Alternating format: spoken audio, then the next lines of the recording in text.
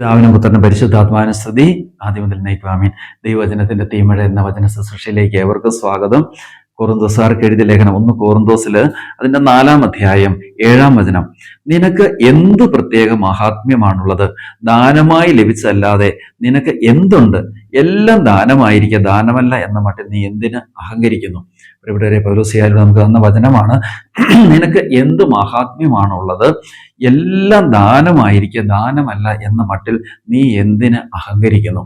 പ്രിയപ്പെട്ടവരെ, നമ്മുടെ ജീവിതത്തിൽ പലപ്പോഴും നമുക്ക് സാമ്പത്തികമായിട്ടൊക്കെ ഒരു ഉയർച്ച കിട്ടുമ്പോൾ, നമുക്ക് നല്ല ആരോഗ്യം കിട്ടുമ്പോൾ, നമുക്ക് ഭൗതികമായ അനുഗ്രഹങ്ങൾ ഒത്തിരി കിട്ടുമ്പോൾ പലപ്പോഴും പല ആളുകളും ഈ അഹങ്കരിച്ചു പോകുന്ന കാണാൻ പറ്റും. അപ്പോൾ പിന്നെ അവർ പഴയ കാലങ്ങൾ മറന്നു പോകും, ദൈവത്തെ മറന്നു പോകും, ലോകത്തിൻ്റെ സുഖങ്ങളുടെയും ലോകത്തിൻ്റെ മോഹങ്ങളുടെയും പുറകെ പോകും. പിന്നെ പ്രാർത്ഥിക്കാൻ പറ്റില്ല, ദൈവിക രഹസ്യങ്ങൾ പിന്നെ അറിയേണ്ട കാര്യമില്ല.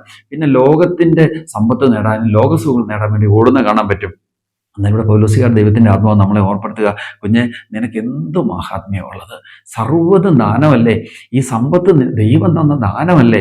ഈ ആരോഗ്യം ദൈവം തന്ന ദാനമല്ലേ? ഈ ജോലി ദൈവം തന്ന ദാനമല്ലേ? ഈ മക്കള് ദൈവം തന്ന ദാനമല്ലേ? നീ കഴിക്കുന്ന ഭക്ഷണം, നീ ഇട്ടിരിക്കുന്ന ഡ്രസ്സ് പോലും ദൈവത്തിൻ്റെ ദാനമല്ലേ? നീ ശ്വസിക്കുന്ന വായു, നീ കുടിക്കുന്ന ജലം, നീ കഴിക്കുന്ന ഭക്ഷണ പദാർത്ഥങ്ങൾ, ഇത് മുഴുവൻ ദൈവത്തിൻ്റെ ദാനമല്ലേ? ഈ ആരോഗ്യവും ആയുസ്സും ദൈവത്തിൻ്റെ ദാനമല്ലേ? നീ ഇന്ന് ഏത് പൊസിഷനിലായിരിക്കുന്നോ അത് മുഴുവൻ ദൈവത്തിൻ്റെ ദാനമല്ലേ? ഇത് മൊത്തം ദൈവം നിനക്ക് ദാനമായിട്ട് തന്നിരിക്കെ, കുഞ്ഞെ, നീ എന്തിനാണ് അഹങ്കരിക്കുന്നത് എന്ന വചനം നമ്മളെ ഓർപ്പെടുത്തുക. പ്രിയപ്പെട്ടവരെ, നമ്മൾ ഓർക്കണേ, തളർവാദ രോഗികളായിട്ട് കിടക്കുന്നവരുണ്ട്, മാരക രോഗങ്ങളുടെ അടിമത്തത്തിലേക്ക് വീണുപോയവരുണ്ട്. ഒരു കൊറോണ വൈറസ് വന്നപ്പോൾ ലോകത്തെ മുഴുവൻ പിടിച്ച് കുലുക്കി കളഞ്ഞു. മനുഷ്യൻ ഒന്നും ചെയ്യാൻ പറ്റാത്ത അവസ്ഥയിലേക്ക് ലോകം മുഴുവൻ സ്തംഭിച്ചു പോയി. പ്രിയപ്പെട്ടവരെ ഓർക്കണേ, അനേക രോഗങ്ങൾ, അനേക രോഗബാധകൾ, ഇതെല്ലാം കർത്താവ് നമ്മളിൽ നിന്ന് എടുത്തു മാറ്റി. ഓരോ ദിവസവും നമുക്കുണ്ടാകാവുന്ന അപകടങ്ങൾ, നമ്മളൊന്ന് ഒരു ഭക്ഷണം ഒന്ന് നിറകിലൊന്ന് കയറിയാൽ മതി, നമ്മൾ മരിച്ചു പോകും. ഒന്ന് ശരിക്കൊന്ന് തുമ്മിയാൽ മതി, നമ്മൾ തീർന്നു പോകും. രാത്രിയിൽ നമ്മളൊന്ന് പെട്ടെന്ന് എഴുന്നേൽക്കുമ്പോൾ ഒന്ന് ബ്ലഡ് ബ്രെയിനിലേക്ക് ഒന്ന് ഇരച്ച് കയറിയാൽ മതി നമ്മുടെ ജീവിതം അവസാനിക്കാൻ. നമ്മൾ ഒരു നല്ല ശക്തമായ പനി വന്നാൽ മതി നമ്മൾ അവസാനിക്കാൻ. അതുകൊണ്ട് നമ്മൾ ഇത്ര നിസ്സാരരായിട്ട്, നമ്മൾ ഒന്നിനും ശേഷിയില്ലാത്തവരായിരിക്കെ ദൈവം ദാനമായിട്ട് നമുക്ക് ഓരോ ദിവസവും തരുന്നു, ഓരോ അനുഗ്രഹങ്ങൾ തരുന്നു. അങ്ങനെ കർത്താവ് നമ്മളെ കൈപിടിച്ച് നടത്തുന്നു. അപ്പോൾ ഓർക്കണം പ്രിയപ്പെട്ടവരെ, നമ്മുടെ ജീവിതത്തിൽ എന്തെല്ലാം ഉണ്ടോ ഇത് മുഴുവൻ ദൈവം നമുക്ക് തന്ന ദാനമാണ്. ദൈവം ദാനമായിട്ട് തന്ന. അതുകൊണ്ട് എൻ്റെ കഴിവല്ല, ഞാൻ നേടിയതല്ല, എൻ്റെ ബുദ്ധി കൊണ്ട്, എൻ്റെ കഴിവ് കൊണ്ട് ഞാൻ നേടിയെടുത്തല്ല. ദൈവമേ, നിന്റെ ദാനമാണ് സർവ്വതും എന്ന വലിയ ബോധ്യത്തോടുകൂടെ നമ്മുടെ ജീവിതത്തെ നമുക്ക് പടുത്തുയർത്താം.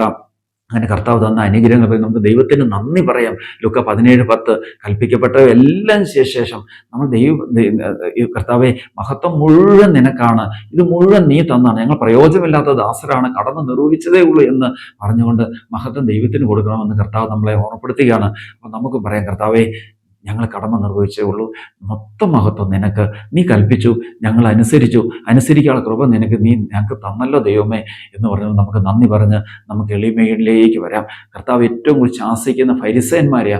അനേക മണിക്കൂർ അവർ പ്രാർത്ഥിക്കുന്നു, അവർ കൈ പിടിച്ച് വിരിച്ച് നിൽക്കുന്നു, അവർ ദശാംശം കൊടുക്കുന്നു, എന്ന ഹൃദയത്തിൽ ദൈവവുമായിട്ട് ബന്ധമില്ല. അപ്പോൾ പ്രിയപ്പെട്ടവരെ, കപടഭക്തികാരായ പ്രാർത്ഥനക്കാരായി നമ്മൾ മാറാതിരിക്കട്ടെ.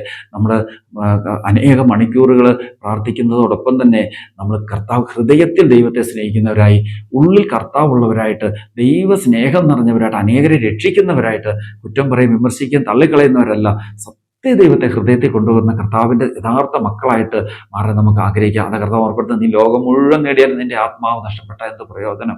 അവസാന നാളിൽ നീ എൻ്റെ അടുക്കൽ വന്നിട്ട് പറയും, കർത്താവേ, നിന്റെ നാം പിശാചുക്കളെ ബഹിഷ്കരിച്ച് രോഗികളെ സുഖപ്പെടുത്തി, ഇതൊക്കെ പറയും. കർത്താവ്, ഞാൻ നിന്നെ അറിയുന്നില്ല എന്നൊരു വചനവുമുണ്ട്. അതുകൊണ്ട് നമുക്ക് ഓർക്കാം, കർത്താവിന് വേണ്ടി ജീവിക്കുന്ന ഹൃദയത്തിൽ ദൈവമുള്ളവരായിട്ട്, സത്യമായിട്ടും ഇവൻ കർത്താവിൻ്റെ കുഞ്ഞാണെന്ന് കർത്താവ് നമ്മളെക്കുറിച്ച് സാക്ഷ്യപ്പെടുത്തുന്ന വിധത്തിൽ ഹൃദയത്തിൽ ദൈവമുള്ള ഒരു വ്യക്തിയായിട്ട് മാറാൻ വേണ്ടി നമുക്ക് പരിശ്രമിക്കാം. സർവ്വതും ദൈവത്തിൻ്റെ ദാനമാണെന്നുള്ള മട്ടിൽ സർവ്വതും കർത്താവിന് മഹത്വം കൊടുത്തുകൊണ്ട് ജീവിക്കാൻ വേണ്ടി നമുക്ക് ആരംഭിക്കാം. കർത്താവ് എല്ലാവരെയും അനുഗ്രഹിക്കട്ടെ. ദൈവനാമം മഹത്വപ്പെടട്ടെ.